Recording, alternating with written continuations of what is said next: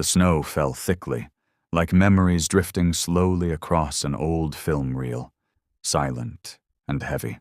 Along the deserted timberline road, a silver-white patrol SUV crept forward through the icy mist. Inside, Officer Jessica Thompson gripped the steering wheel with care, her eyes locked on the road that had become a faint white blur. Colorado had entered winter early. Though it was only early November, the Rocky Mountains seemed eager to cast their silence over the world in the form of sudden, unannounced blizzards. In the vehicle's cabin, the heater hummed softly, blending with the steady breath of a 34-year-old woman with resolute eyes. Jessica wasn't easily shaken, but today, something in the stillness outside made her uneasy, as if something out there was waiting to be found. Then she saw it. A low, solitary figure slowly moving in the center of the snowy road. Not a deer, not a bear, and not a human. Jessica gently tapped the brake.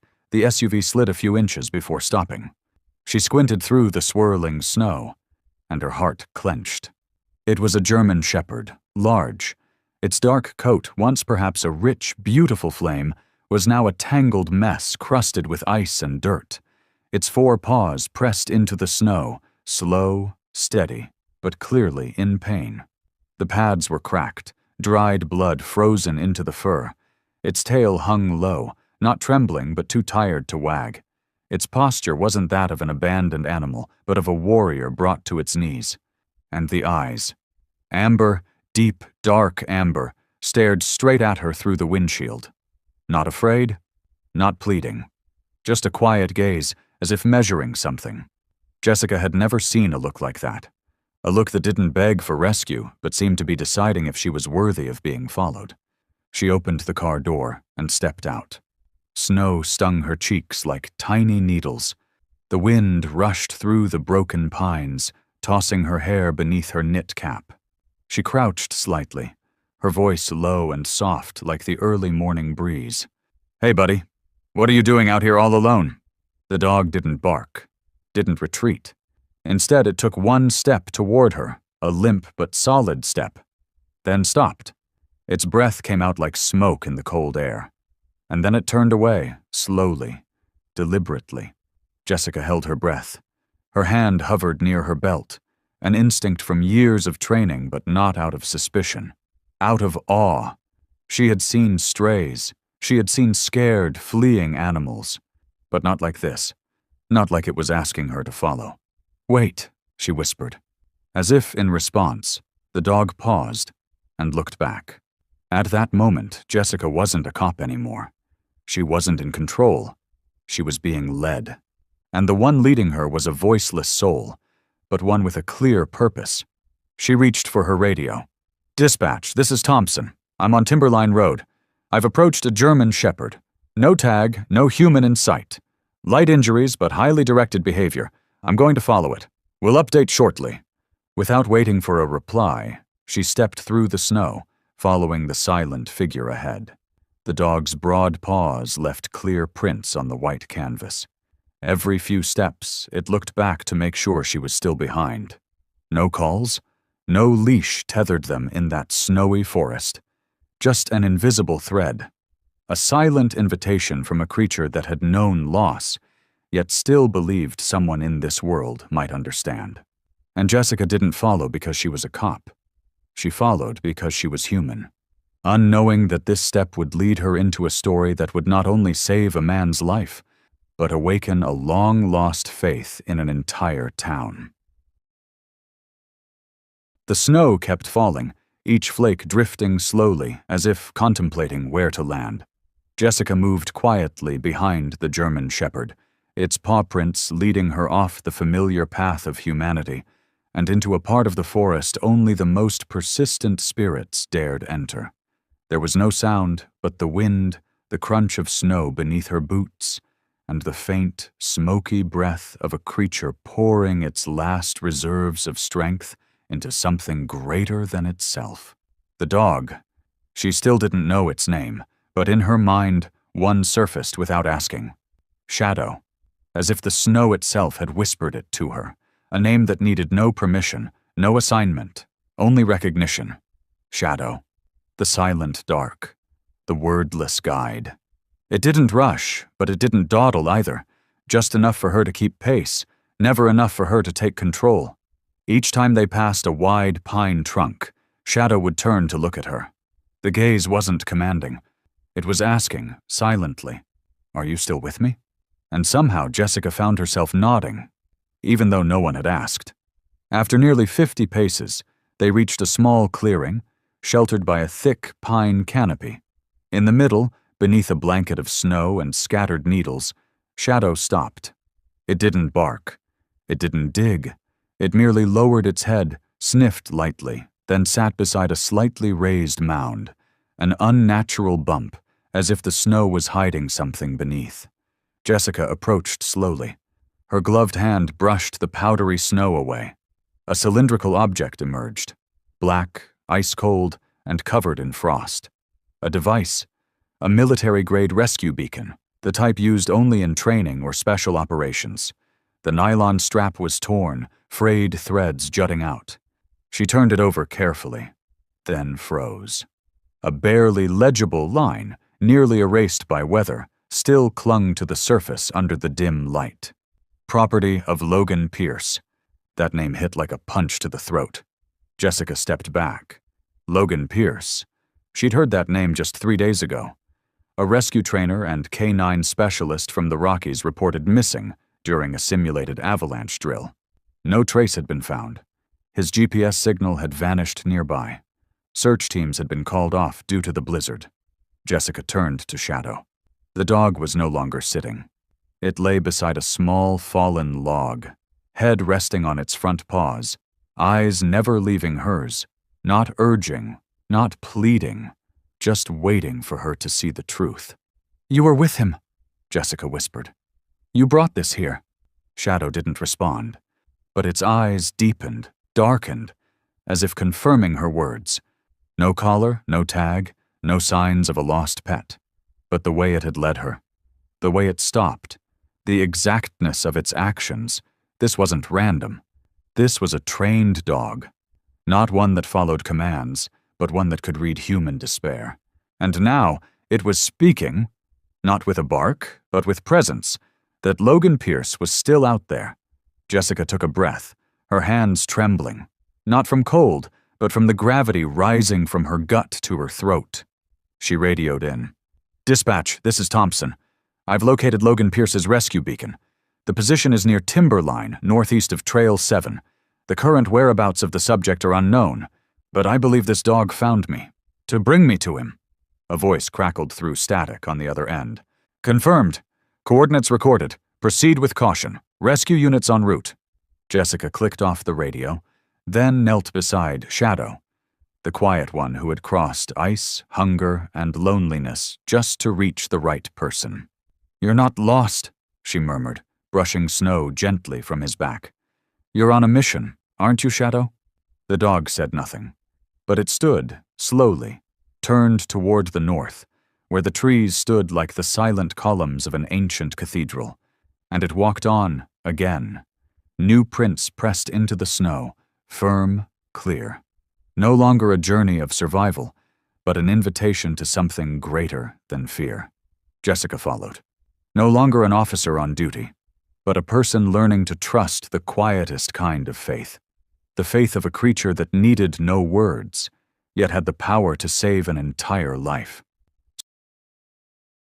Snow blanketed the forest, but not enough to obscure the footprints of a soul on a mission no one had assigned. Jessica followed quietly. She didn't know how far she had wandered from the trail, only that each step she took sank deeper into an untold story. Ahead of her, the German shepherd kept walking at a steady pace. Every step it made seemed deliberate, as if calculated. Not a hint of hesitation. Occasionally, it would turn its head, those amber eyes silently asking, "Are you still with me?" And each time, Jessica nodded. Not with words, but through an instinctive answer. She didn't understand why she trusted this dog so deeply. It wasn't out of pity, though clearly this animal had likely endured more than many humans she had rescued. Its rear leg limped slightly, clearly injured. But there were no whimpers, no complaints, no signs of wanting to stop. The way it walked, measured but determined, felt like someone who had survived pain and refused to let that pain decide the journey. Soon, they reached a small clearing, ringed by ancient pines. The wind shifted here, no longer harsh but low and hushed, as if the forest, too, was listening. The dog stopped. It didn't lie down. It simply stood, waiting. Jessica looked around. There was nothing remarkable. Then she realized the only remarkable thing was him. She stepped closer. The dog turned its head toward her, ears slightly lowered, not in fear, but in a quiet acceptance. A silent, rare gesture, as if permitting a contact rarely granted. Jessica slowly lowered herself onto a snow-covered stone. She didn't reach out. She just looked. His coat had once been a thick, deep shade, like rain-drenched pine wood. Now it was ragged, matted with snow, dust, and time. On his shoulder, a patch of missing fur exposed cracked skin where old wounds had scabbed over. A map of miles crossed in brutal terrain, guided only by will. She drew in a deep breath. And then, without thinking, she said, "Shadow," not naming him, remembering him, as if the name had always been his, called back from memory, not hers, but his own. The dog lifted his head, didn't bark, didn't growl, but at that moment his eyes changed. The gaze that had been steady and watchful now glimmered, faint like a flame caught in a storm. Not blazing, but enough to say, he heard, and he accepted. Jessica felt her chest tighten. Not from fear, but from knowing that from this moment on, she wasn't the only one searching. She wasn't just looking for Logan Pierce. She had found a creature who knew how to choose, and had chosen her. "Your name is Shadow," she said again, softer now, a confirmation. The dog didn't move, but gently lowered himself to lie beside the stone. His head rested on his front paws, ears alert, eyes open, watchful, like a soldier taking a breath between missions, ready to rise when the time came. She turned on her radio, but her voice now wasn't that of an officer reporting facts. It was the voice of someone sharing something she knew would change everything. "Dispatch, this is Thompson. I'm currently at the northeastern edge of Timberline Forest. Confirmed recovered locator belonging to Logan Pierce. Coordinates to follow. Additionally, I'm accompanied by a German Shepherd, possibly a former K9. No tag, no collar. Minor injuries, but behavior indicates a high training level. Not a stray. I believe he led me to the signal." A brief silence came from the other end. Then the static broke. "Confirmed. A rapid response team will be deployed. Keep tracking. Stay in contact." Jessica lowered the radio. The wind stirred again. She looked down at Shadow. Still by her feet, not asleep, not closing his eyes, just present. She thought about all the lives lost in these woods, the ones who wandered or simply were forgotten. Shadow wasn't human, and maybe that was why. He had never abandoned anyone. Only humans sometimes abandon themselves. She reached out again and placed her hand on his head. This time he didn't pull away. His ears folded slightly, as if to listen better. His coat, though dry and coarse, was strangely warm under her palm. Jessica didn't say anything more. Shadow was here now, and from that moment on, he had a name. Shadow remained still beside the snow-covered rock, like a sentinel guarding a final refuge. Jessica sat next to him, her eyes fixed on the faint movement in the woods ahead. The snow had let up, but the forest remained damp and hushed, as if swallowing every sound. The first noise came from afar, a vehicle crawling slowly over hardened snow, heavy, slow, and familiar. She recognized the reflective lights of the rescue team. A gray van turned onto the narrow trail, stopping about 10 meters away. A door opened. 2 figures stepped out. The first was Tyler Brooks, a longtime rescuer, broad-shouldered, rugged, his thick beard tinged with snow. The second, smaller and more graceful in her stride, June Bennett. Her black hair was tucked under a charcoal beanie. She wore a deep red rescue parka, fleece-lined pants, and pale brown eyes, tired but sharp, that instantly locked onto the shape of Shadow.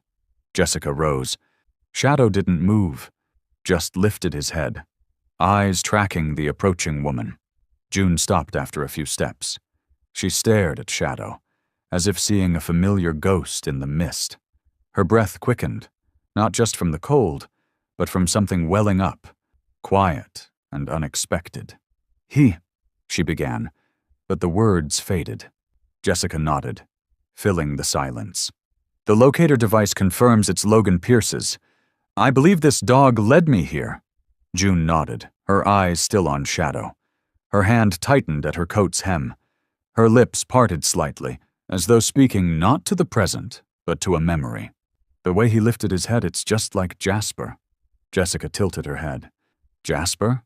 June gave a soft smile. A smile without joy. My brother Will's dog. He died in an avalanche 3 years ago. Jasper didn't survive. But the way this one looks walks the way his ears twitch when the wind shifts. I haven't seen that in 3 years. Jessica stood still. She had heard of such reactions, how memory bleeds into the present, especially for those who've suffered sudden loss. But what struck her was that Shadow was looking at June, too. Not as a stranger, but as someone remembered. A long silence passed. Shadow stood up. He walked toward June, each step deliberate, cautious, not hesitant, not eager. Even the way he moved seemed measured, as if he could sense the space between them was a fragile border between now and then. June didn't move. When Shadow stopped right in front of her, just a breath away, Jessica felt a lump rise in her throat. June lowered herself, slowly, very slowly, and reached out her hand. Shadow didn't touch her immediately. Instead, he bowed his head slightly lower, a gesture of humility, not submission. One that said, I understand wounds that cannot be touched. June's hand brushed lightly across his head. She closed her eyes, not to feel his fur, but to hold on to the moment, a moment in which, wordlessly, she reclaimed a piece of what had been lost. Jessica turned away, giving her space. Soon after, the support team began setting up the search point. Tyler activated a secondary beacon, confirming that Logan's last signal came from somewhere nearby, but not precisely where they stood. It seemed he may have tried to move after triggering it. June sat beside Shadow, her hand resting on his back, rising and falling with his breath. She spoke, not like she was explaining, but as if reading aloud from a journal left in an old drawer. After Will died, I left the team. I couldn't go back into the woods, couldn't look at a topographic map. I thought I'd never step into deep snow again. But this morning, when I heard about the signal, I don't know why, but I knew I had to come. And then, when I saw Shadow, it felt like a heartbeat I had forgotten. Jessica didn't reply, but she understood. Not everyone gets the chance to face their grief, and even fewer have the strength not to turn away. And perhaps souls like Shadow show up at just the right time, not to pull us from the abyss, but simply to wait until we're strong enough to step down and walk back up together. As dusk began to stain the forest canopy, light spread like cold watercolor across the trees. Shadow lifted his head, eyes fixed to the north, where the woods grew darker, the snow thicker. Jessica saw his tail twitch slightly, his rear leg shift forward, ready to turn. June followed his gaze, then looked at Jessica. He knows the way. It's not just scent. He remembers. Jessica nodded slowly. Then let's keep going, she said. And once again, Shadow stepped forward, not fast, not slow, but with purpose, as if the mission had been renewed, not by sirens or orders, but by the connection between 3 souls, each carrying their scars, now finding a reason to believe in the road ahead. No one said a word as Shadow continued forward. The way he moved, light, steady, sometimes with a limp, commanded silence, as if the others feared breaking the sacred rhythm of a song only he knew. The snow had grown thicker, though it had mostly stopped falling.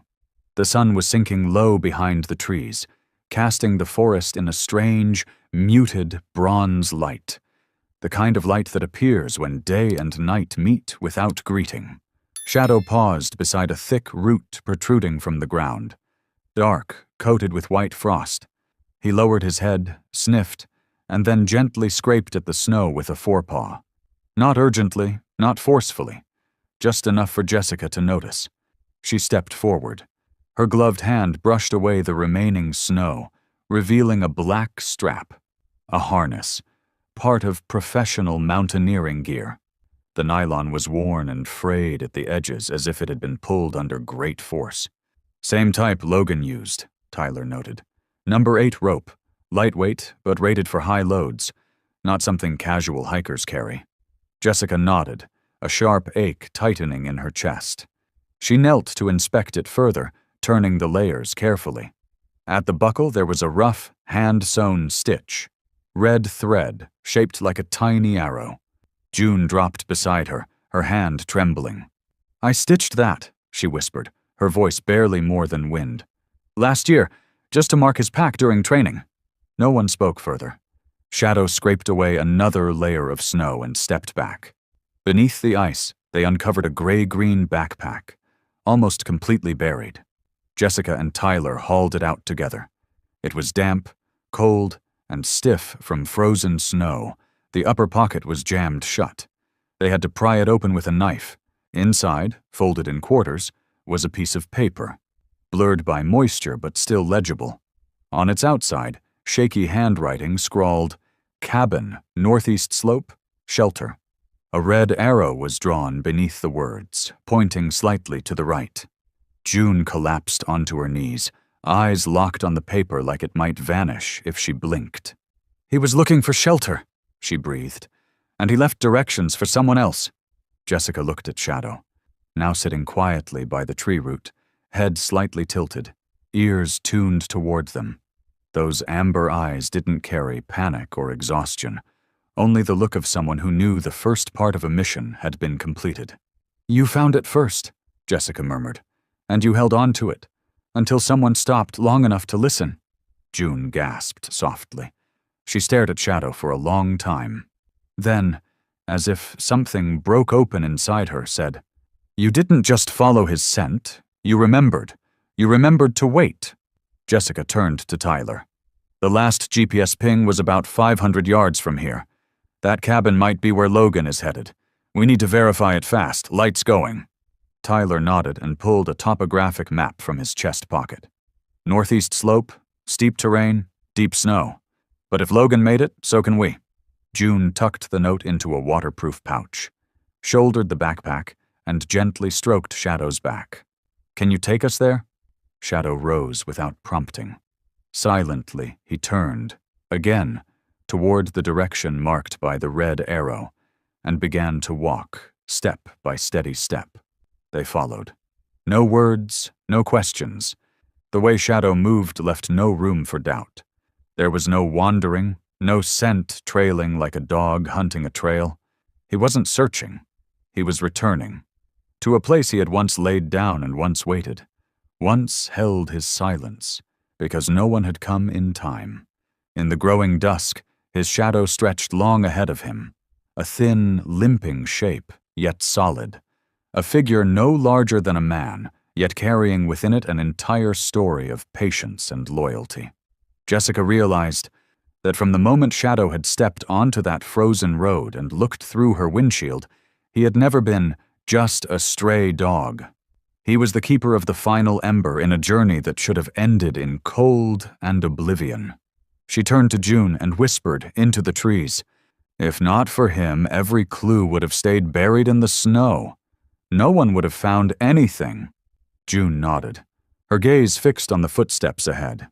Maybe Jasper was like that too. But no one got there in time. The wind rose again, lifting snow dust through the bare trees. The night was coming, but in the silence, warmth didn't come from fire. It came from the steady steps of a quiet guide. And for the first time since the disappearance began, they all shared a single truth. They weren't searching for a missing man anymore. They were following the only one who had never given up hope. Shadow stood still at the forest's edge, the wind curling through his tattered, snow-muddied fur, his ears twitching as if listening for something deeper than the forest's sounds.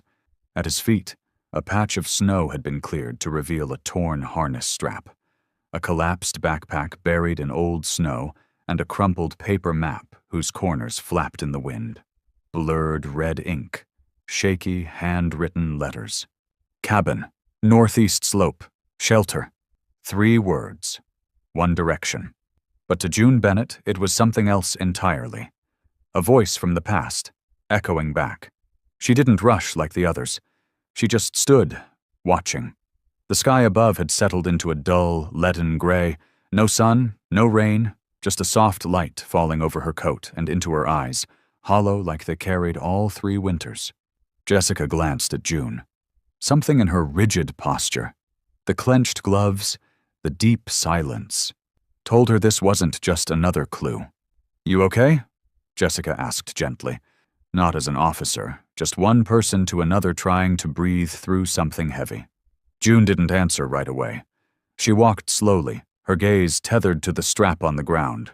She knelt, not with the readiness of a trained rescuer, but with the trembling of someone about to face a grief long left unsaid. Her fingers shook as she turned over the strap. In the dim light, the stitches showed. A single pale blue thread is out of place on the gray nylon. She swallowed hard, then gave a small laugh. Without joy, just recognition of something no one wants to believe. "I stitched this," she whispered. "That blue thread. I didn't know how, but Will said, as long as it doesn't fall off, it's good enough." Will's name dropped from her lips like melting snow. Soft, quiet, but unbearably heavy. Jessica crouched, her face softening. "Your brother?" June nodded. "Will Bennett. The only rescue trainer I knew who let dogs sleep on the bed and talked to them like they understood every word." She gave a bitter smile, which faded quickly when she looked up. Her eyes met Shadow's, and what she saw wasn't just a dog. It had depth, memory, understanding. She wasn't looking at Shadow anymore. She was seeing a living witness to something she'd tried to bury for 3 years. "Jasper," she whispered, barely breathing. Shadow stepped closer. 1 step. 2. Not fast, not pushing, as if testing whether she was ready. Then he sat in front of her and gently leaned his head against her knee, asking for nothing, needing no pet, just being there. And in that presence, the empty years in June's heart shattered. "It's you, isn't it? Jasper?" For the first time in 3 years, she said his name aloud. The name that haunted her nightmares, that came in flashes during bitter mornings when she woke and forgot what she'd quit, her job, her training, even her dreams, after the recovery team returned with only 3 things: a torn harness, a collar, and a snow-eaten scarf. Shadow didn't confirm. He didn't need to. His eyes said he had waited 3 years to hear his name again. Jessica turned to Tyler. "He's not just a stray." Tyler nodded, eyes never leaving Shadow. "No, he's a part of someone," June whispered. "A part of Will. And of me." The air among the snow-laced trees warmed, not with temperature, but from a heart starting to thaw. She didn't cry, but her eyes glistened. She looked at Shadow as if both apologizing and thanking him. "I'm sorry I left, Jasper," she murmured. "I didn't stay to look for you, I gave up. But you didn't." Shadow stepped forward and gently pressed his head into her palm. And in that moment, time closed a loop. A girl who had lost, a dog who had waited, and between them, an invisible thread tied by loyalty, hurt, and a memory that lived. Jessica stepped back, giving them space. She knew that sometimes, all a person needs is a look, a wordless touch, to know they're not alone in their pain. June said softly, "He's not just Shadow. He's Jasper. But maybe Shadow is the name for his new purpose." Shadow, Jasper, sat beside her, as if in agreement, and the pines whispered in the wind, carrying the breath of faith reborn after the longest winter.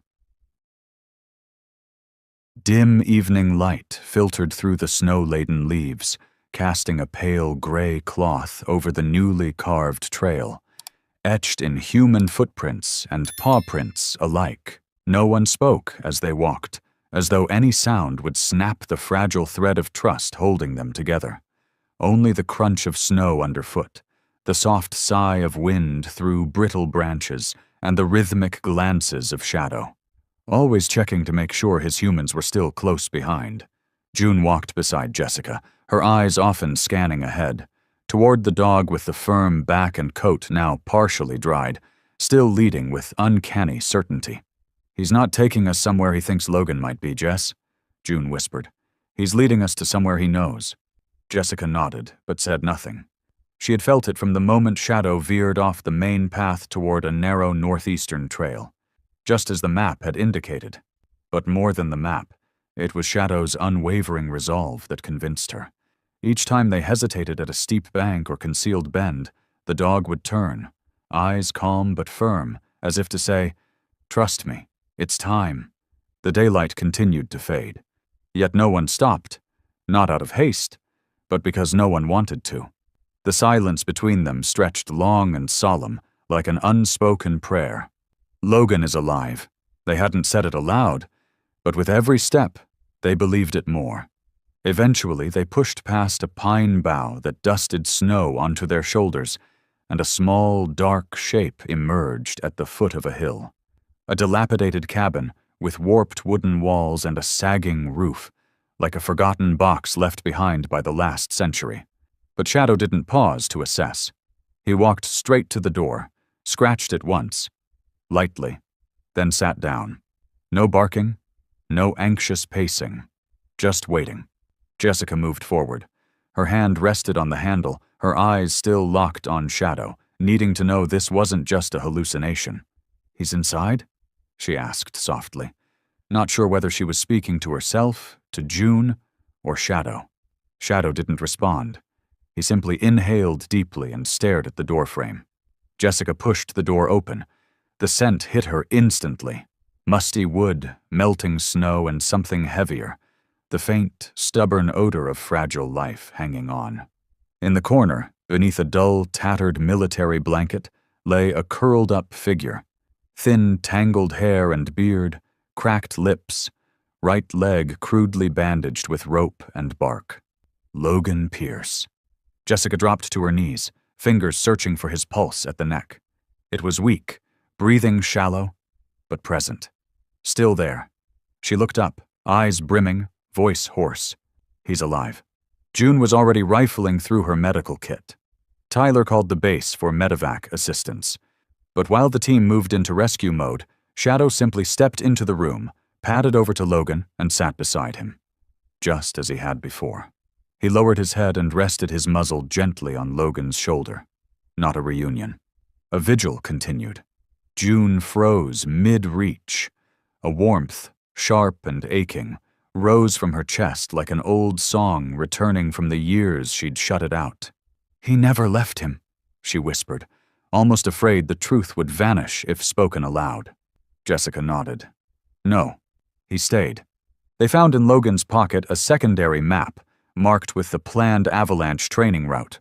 One section had been crossed out, the place where Logan had likely been hurt. Next to it, in faint red marker, shaky handwriting read, "If I don't return, trust Shadow." Everyone fell silent. Shadow remained beside Logan, unmoving. His body was thin, his coat matted in patches, but his eyes had not dimmed. He didn't bark, didn't panic. He knew someone had finally come. The roar of a helicopter shattered the silence. Blades whipped wind and snow into the sky. Yet inside the tiny cabin no one rushed. No one wanted to break the spell of the moment. Jessica knelt, placing a gentle hand on Shadow's back. "He's alive because of you." Shadow looked up at her, then returned his gaze to Logan, as if to say, "That was all I ever needed to do."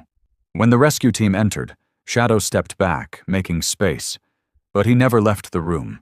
When Logan was loaded onto the stretcher, Shadow followed, head low, paws steady, not just walking behind a man, but a part of himself. As they made their way back through the forest, light snow began to fall again. But no one felt the cold, not after witnessing something holier than survival, loyalty, for no reason at all. June walked beside Shadow in silence, and just before boarding the ambulance, she crouched, placed her hand on his head, and whispered gently, a small promise. "This time I won't leave you behind." And for the first time since they'd met, Shadow lifted his head and leaned it into her palm. Not in need, but in recognition. He had waited long enough. The helicopter circled above the dense forest canopy, its blades slicing the snow-thin air, scattering dried pine needles like dust from old memories. Under the flashing red lights, Logan Pierce lay on the stretcher, his face ghostly pale, almost transparent. Like the faintest gust of wind could carry his life away forever. Jessica steadied Logan's head as medics secured his leg. A quiet intensity creased her brow. Not panic, not urgency, but the burdened calm of someone who had held others' lives in her hands before. Her eyes never left his face. But in her periphery, she saw a familiar figure standing at the edge of the landing zone, where old footprints were still fresh in the snow. Shadow. The German shepherd stood still. No whines, no bark, no attempt to follow. He just watched, amber gold eyes tracking the movements around the stretcher as if counting Logan's every breath. "We're ready to lift off," a voice came through the radio. Jessica tightened her grip on Logan's hand, then glanced at Shadow. Her eyes held something unspoken, too big for words. In a moment that felt carved from a miracle, Logan's eyes flickered open. Clouded by dehydration, blurred by exhaustion, they still found clarity enough to fix on the hazy silhouette outside. Shadow. He was there, head tilted, tail still, gaze unwavering. And though Logan could not speak, could not move, something swelled in his chest, a wordless, primal understanding. "You didn't leave me. You chose me, all the way." The helicopter door began to close. In that final sliver of space, Logan's eyes met Shadow's. A silent connection between two souls. A promise with no sound. "If I survive, it will be because of you." Then the door shut. The rotors screamed. The aircraft lifted off the earth, carrying a man whose heartbeat still fought for a place in this world. On the ground, Shadow didn't budge. Snow circled his legs. The wind lashed his fur. But he stayed rooted until the last glimpse of the helicopter vanished into the silver-gray sky. Only then did he bow his head, slowly. Not in grief, not in fear, but in solemn farewell. A warrior closing the last page of his mission. Rachel stepped beside him. She said nothing.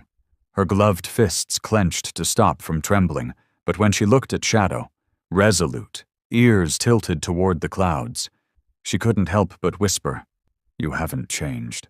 Still you, since the day Will died."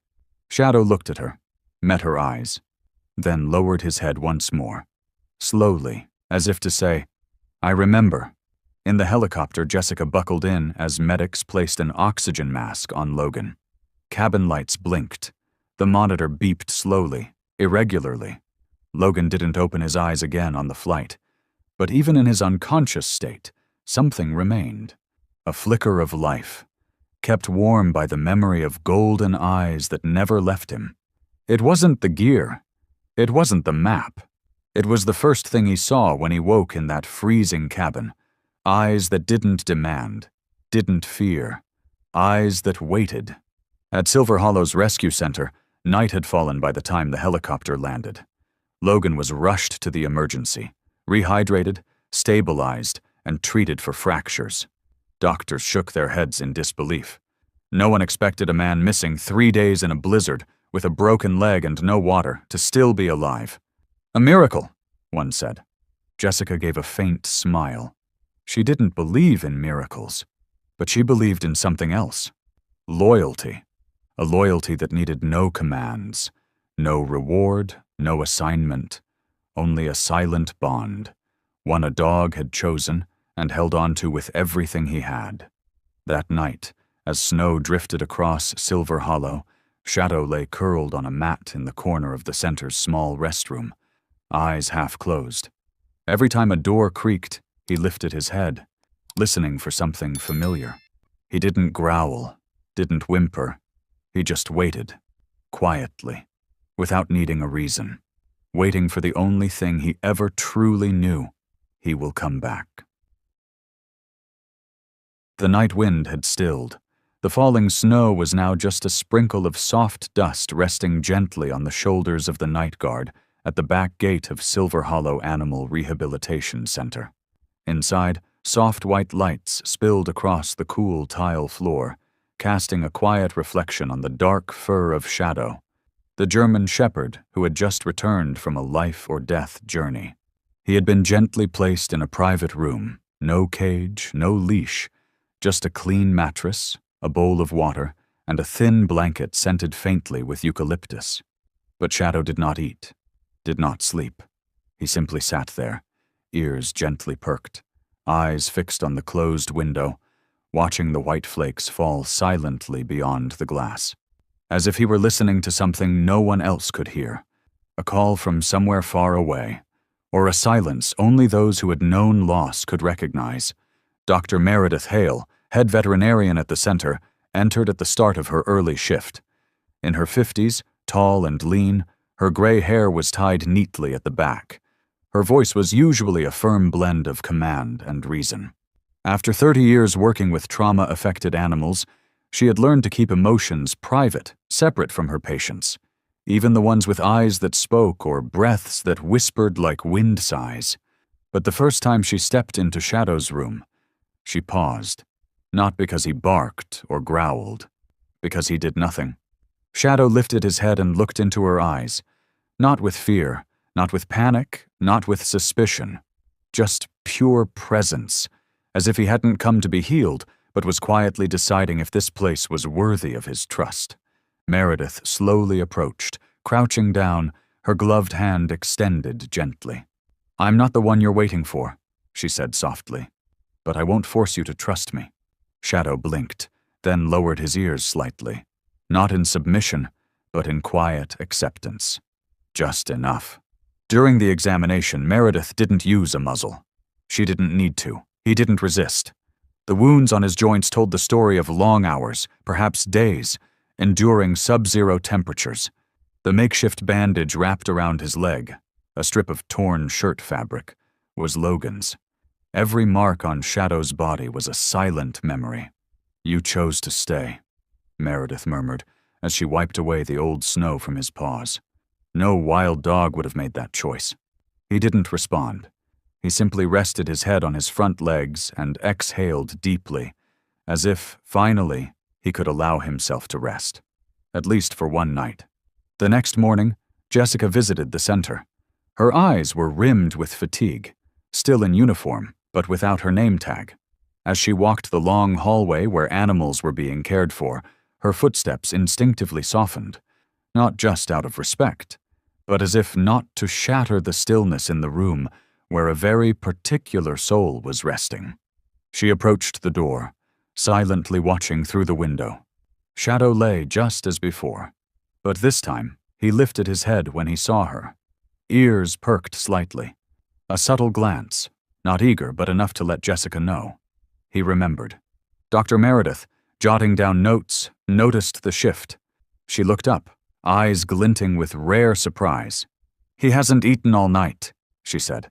"But the moment you walked in, he sat up." Jessica gave a small nod but said nothing.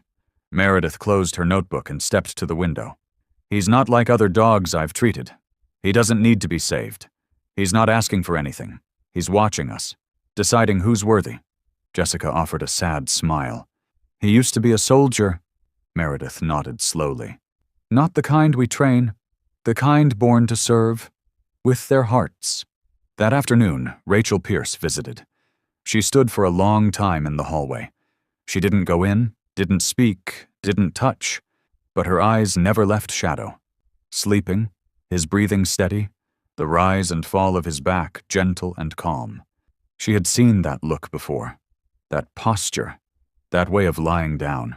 Every morning, before her brother Will walked into the forest with his one-of-a-kind dog. "It's you," Rachel whispered, her voice hoarse, as if 2 years of restrained grief had come crashing back in a single breath. Shadow opened his eyes. Didn't move, just looked at her. A look no one could escape. She cried, soundlessly, and Shadow, as if he understood, gently stretched his neck and bowed his head below the line of the floor. A silent gesture, a condolence, an apology on behalf of the one who never returned. That night, Meredith added to the file. Condition: stable. Social response: selective but positive with familiar faces. Behavior: non-aggressive, non-avoidant, highly observant. Special note: long-term observation is recommended. Standard therapy protocols are not applicable. Personal remark: we're not the ones healing him. Maybe he's healing us. 3 days after surgery, Logan Pierce opened his eyes fully for the first time. The white ceiling lights reflected dimly in his weary pupils, but behind the haze of sedation, the first thing he asked wasn't about his condition. "Is Shadow still here?" Jessica, on night duty, froze. She left her chair and walked to his bedside, sitting down gently, as though stepping into fragile memory. "He's safe, at the rehab center," she said, half an answer, half a reassurance. Logan nodded faintly, closing his eyes for a moment. A single tear escaped and was quickly wiped away. His voice was gravel-dry. "I thought I lost him again?" Jessica said nothing. She knew that sometimes people didn't need comfort, just someone willing to sit in silence beside them. Logan opened his eyes again, staring at the window. Then he spoke, not as a story, but as a memory he needed to remind himself of. "His real name isn't Shadow, it's Orion." Jessica tilted her head slightly, surprised. "Like the constellation?" she asked. Logan gave a dry smile.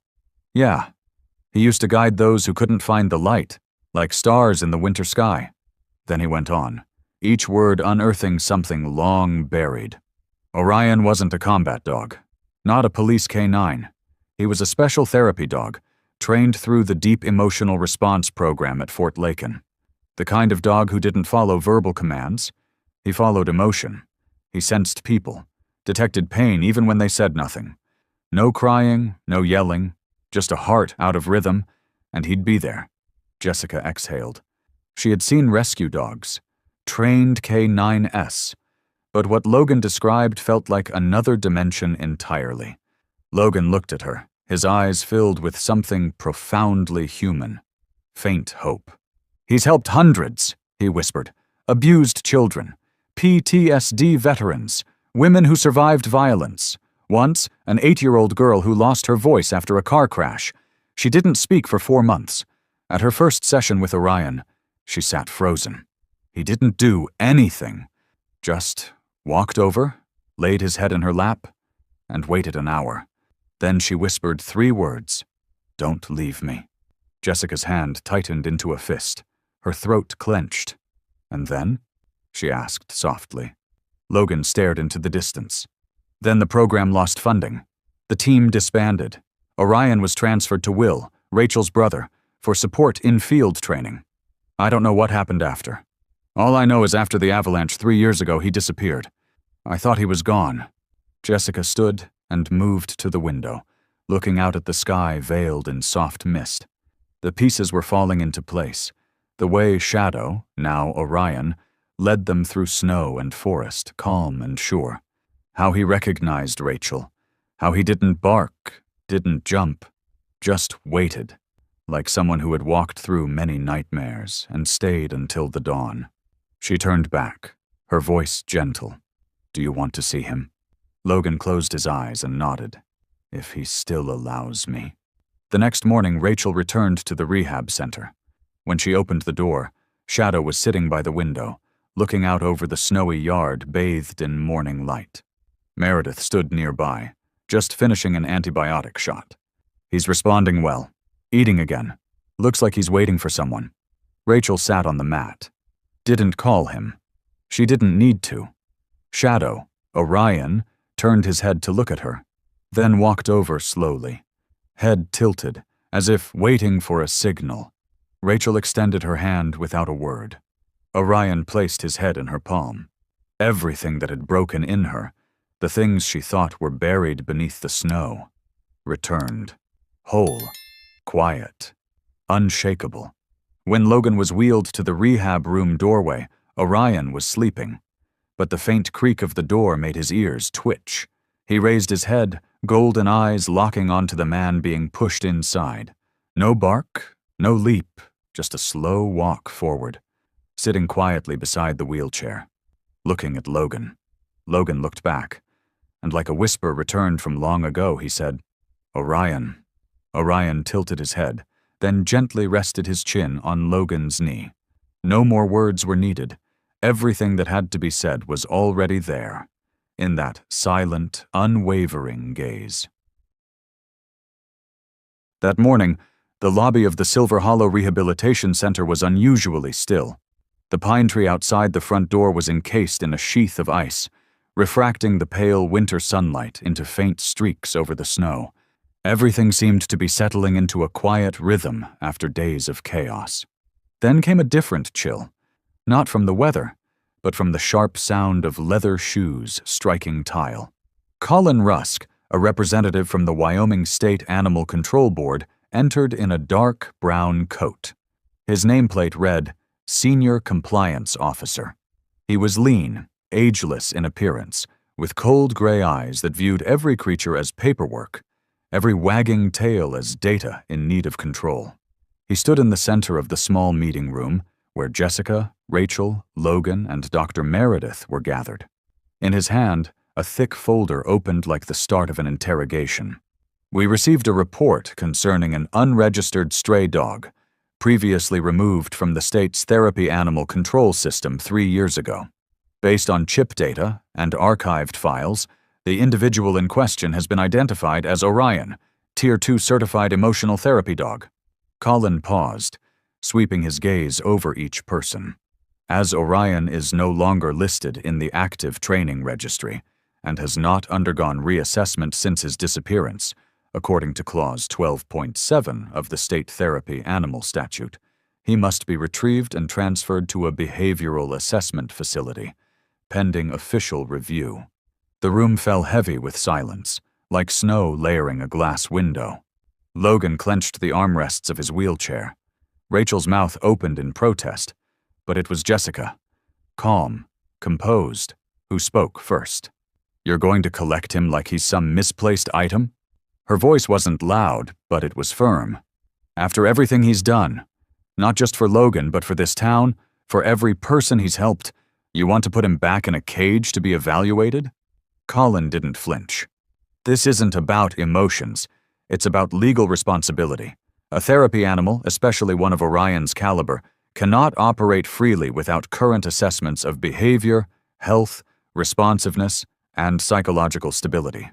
Logan spoke, voice low but edged with steel. "He's more stable than any of us." Dr. Meredith stepped forward then. Her voice was low, deliberate, each word placed like a surgical stitch. "I've observed Orion, Shadow, for the past 11 days. He exhibits not only stability but exceptional social responsiveness. No signs of trauma behavior, no aversion to humans, no negative reactions to objects, sounds, or unusual stimuli. The only thing that defines his behavior is this: he chooses who to trust." Colin closed the folder. "I don't deny the animal's capability. However, capability does not equal legal standing. The issue is that he currently belongs to no one. There is no authorized guardian, no one qualified to re-register therapy ownership." Jessica met his eyes squarely. "I'll take responsibility. I'll be his guardian." Rachel stood sharply. "What about me? I'm Will Bennett's legal next of kin, the last person officially entrusted with him." Colin raised an eyebrow. "That's a matter to be resolved in the hearing." Logan, quiet until now, spoke like a breath. "He isn't meant to be owned." All eyes turned toward him. "Orion, Shadow, isn't a tool. He's not a subject, as you call him. He's a being, with memory, with pain, with choice. And if he chose to stay here, to save me, to save Rachel, to guide us all. Then you dare say he hasn't passed your evaluations?" Colin's face remained neutral, but his lips pressed tight. "We don't evaluate feelings. We evaluate risk. Emotion is not part of the behavioral checklist." Meredith placed a sheet of paper in front of him. "Then read this." He glanced down. It was her full report, detailing Orion's emotional responses. The moment he lifted his head at Rachel's voice, the day he stepped toward Logan, every neutral and non-aggressive reaction during medical exams. At the bottom, a handwritten note. "Shadow does not need to be accepted. He chose us, and perhaps the world should learn to respect that choice." Colin folded the report silently. He said nothing more, but as he turned to leave, he offered one final warning. "There will be a hearing in 3 days. Until then, Shadow remains under observation. He may not engage in any therapy activities. Prepare accordingly." The door closed behind him. Silence returned. But in the eyes of those left behind, and in Shadow's quiet gaze from the hallway floor bathed in morning light, there was no fear, only certainty, and the eyes that once waited quietly in the snow were no longer the gaze of someone awaiting a decision. They were the gaze of someone who had already made one. 3 days before the hearing, Silver Hollow felt different. The first snow of December fell gently, layering the town in a quiet white, as if everything was waiting for a new beginning. Shadow, or rather Orion, remained at the rehabilitation center. But now he was permitted to participate in controlled trial interactions, under the watchful eyes of Dr. Meredith Hale and a state-appointed social services monitor. That weekend afternoon, Meredith made a suggestion. If they want proof Orion is still capable of therapy, then let him do what he was born to do. He was taken to a familiar place for locals, but hidden from most of the world. The sensory playground at the Silver Hollow Child Development Center, where children who didn't speak, didn't laugh, and didn't connect with the outside world found emotional refuge. There, everything was felt, not said. Among them was a boy named Jonah Fields, 7 years old, severely affected by sensory integration disorder.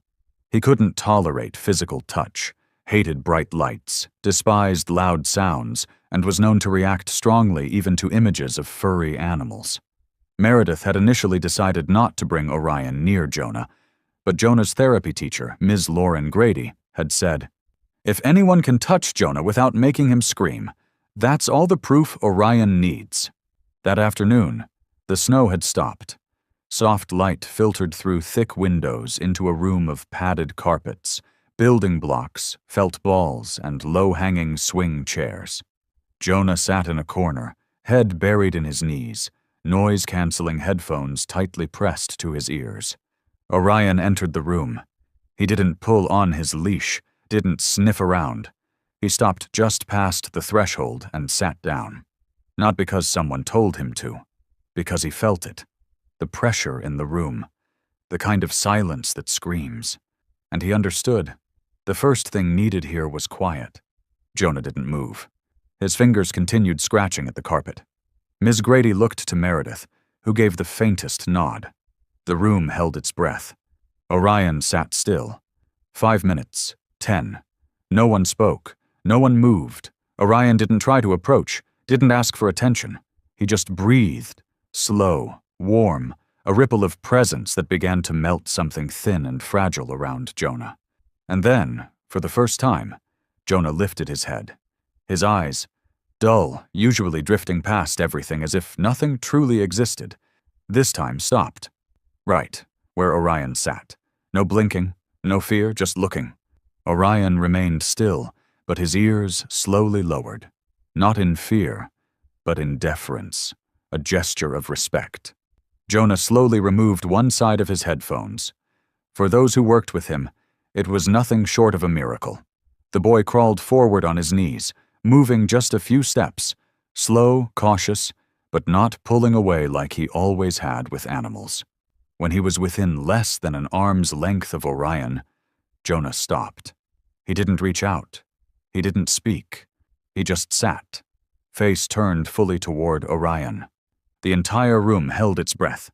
Orion tilted his head, slowly, then gently lowered himself, pressing flat to the floor, showing his whole body, a complete gesture of trust.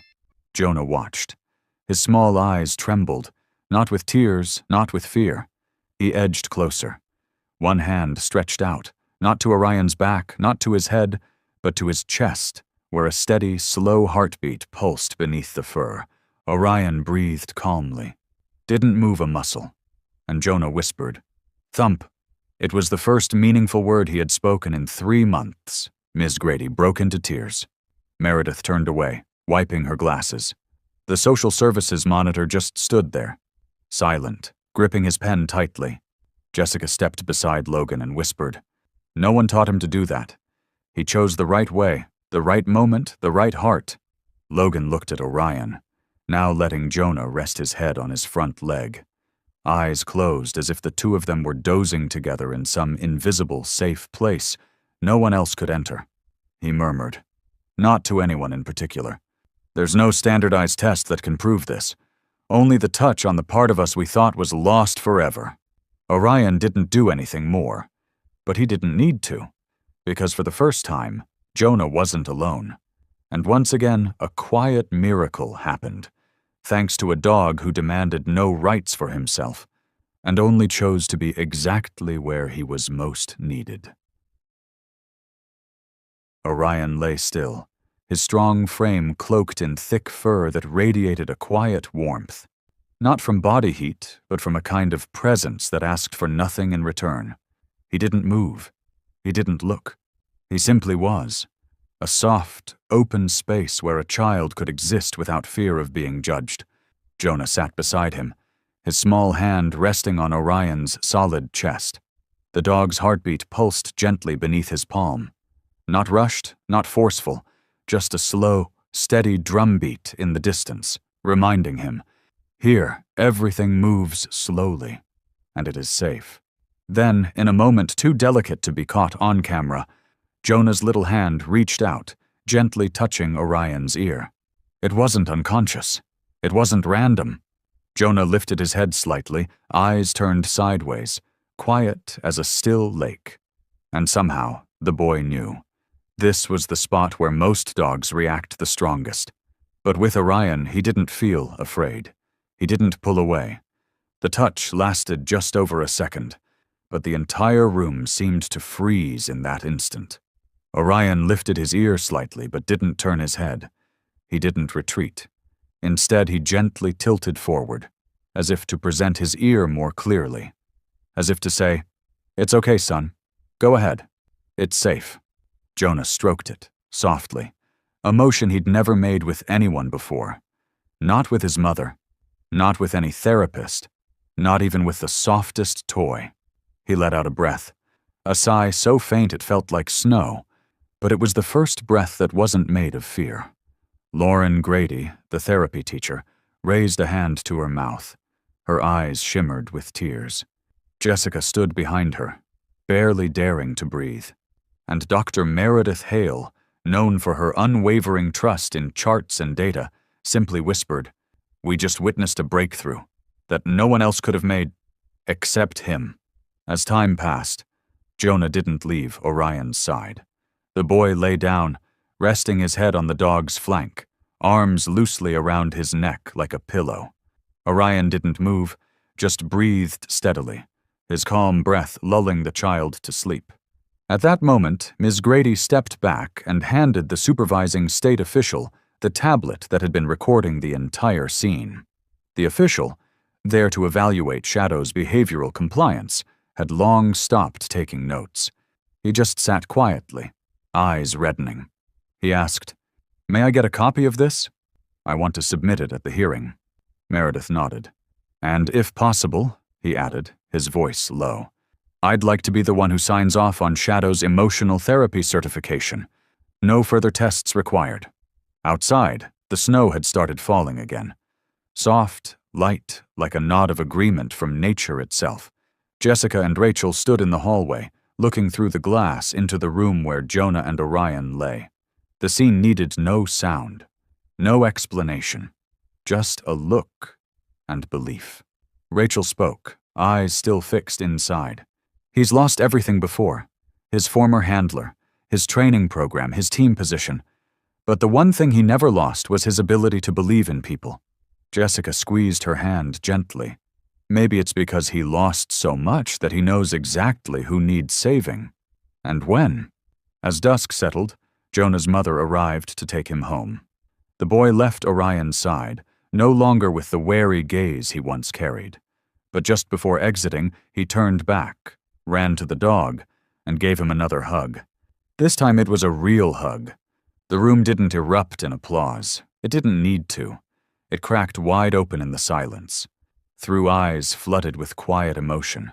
And in every heart present, they all knew. There was no hearing needed to make it official. No law is required to prove the truth. Shadow, or Orion, was still exactly who he was meant to be. A dog is not built to follow commands, but to listen. Not bred to obey, but to reach into the hearts of others. And this time, he had touched something rare. Trust, pure and new, born in silence, tenderness, and a love that asked for nothing. Spring sunlight filtered through tender leaves, casting warm gold onto the playground. The wall clock inside the rehab center had just struck 10 a.m. when the therapy room door opened, and out stepped a familiar yet different figure. Eli. He looked about 12, much taller than the other children, wearing a gray hoodie pulled low over his head, hands in pockets, walking like someone fighting the whole world. His quiet gray eyes scanned the yard, never holding contact longer than a second. Under the oversized hoodie was a thin frame, braced by an unspoken energy, tense, scared, and angry in ways still unnamed. Jessica stood at a distance with Dr. Meredith, watching. They had read Eli's file. A mother gone too soon, an alcoholic father, then foster care, then boarding school. Violent behavior, defiance, near impossible to manage. But beneath all that cold paperwork was a boy who'd never truly been held, listened to, or trusted. Shadow lay in the corner of the yard, as always, next to Jonah. But when Jessica gave a gentle hand signal, the dog rose. Not rushing, not cautious, Shadow moved toward Eli, as if he had always known him. A certain instinct led him, not toward safety, but toward the hearts unraveling at the seams. Eli reacted instantly. "Don't let it come near me," he snapped, fists clenching. "I don't like dogs." Shadow stopped, 3 paces away. He didn't move closer, didn't bow, just stood there, quiet amber eyes watching. "Shadow's not here to push you," Jessica said gently. "He's just choosing to be near." Eli didn't reply, but he didn't leave either. He turned his back, trying to look indifferent, but Jessica saw the way his shoulders trembled. Not from anger, from fear. Later, while the other kids played, Eli sat on the wooden steps, still close, but not too close. And Shadow, as if understanding the space between them wasn't meant to be crossed by feet, but by time, simply lay down. Quiet. No tail wagging. No coaxing. 10 minutes passed. No words. No movement. Just the breeze and the distant laughter of children. Then Eli spoke, voice raspy and low, as if to himself. "I got bit by a dog when I was 5 or 6. A pit bull. Been hating them ever since." Jessica heard him, but didn't interrupt. Meredith nodded slightly, as if to mark the start of something. Shadow didn't react right away, not until Eli looked over, eyes glinting wet for a moment. Then, the dog slowly lifted his head, taking a small step forward. Just enough so Eli could see those eyes. No judgment, no fear. Just presence. "You can push him away if you want," Meredith said softly. "He won't fight back." Eli stared at Shadow. 1 beat. Then suddenly he kicked. It didn't land. Shadow had stepped back exactly 1 pace, dodging by instinct. But he didn't run, didn't growl, didn't bark. He just stood there, head low, ears down. Not in submission, but as if to say, "I'm not angry." Eli froze. He hadn't expected that. Anyone else, man or dog, should fight back when attacked, right? But Shadow didn't. He doesn't hate you. Jessica stepped closer, voice steady. He knows you don't want to hurt anyone. No one said anything after that. Eli bolted inside. Silence followed, but something had shifted. 3 days later, Eli returned, this time on his own. He sat on the floor, sighed, and looked toward Shadow lying at the far end of the yard. No one called, no one pushed. Eli moved forward, slowly. Shadow didn't stir. He sat beside him, just a hand's breadth apart. His eyes didn't look, but his hand, sometime in the stillness, reached out, trembling. He touched the dog's back, then his ear. Shadow raised his head, eyes bright. Not excited, just a quiet acknowledgement. This boy is opening.